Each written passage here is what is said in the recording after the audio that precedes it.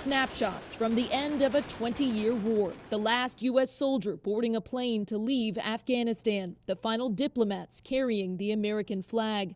As Taliban militants celebrate in the streets and comb through equipment the U.S. military made inoperable before leaving, President Biden addressing the nation today about the legacy and the costs of America's longest war. The United States ended 20 years of war in Afghanistan, the longest war in American history.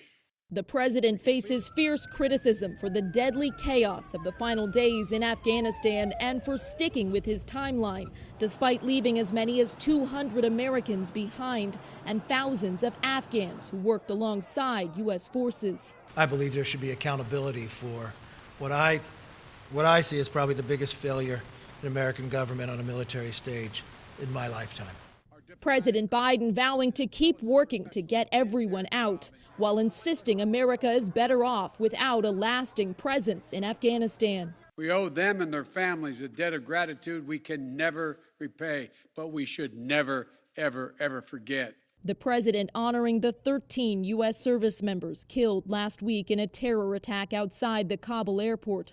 The fallen joining more than 2,400 U.S. troops lost in a bloody conflict that's ending how it began, with the Taliban in control of Afghanistan. In Washington, Alice Barr, NBC News.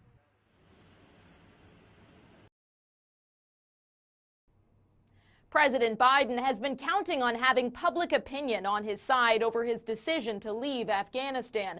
A new Pew Research poll finds a majority of Americans do support the withdrawal, though most don't give high marks for how he's handled it.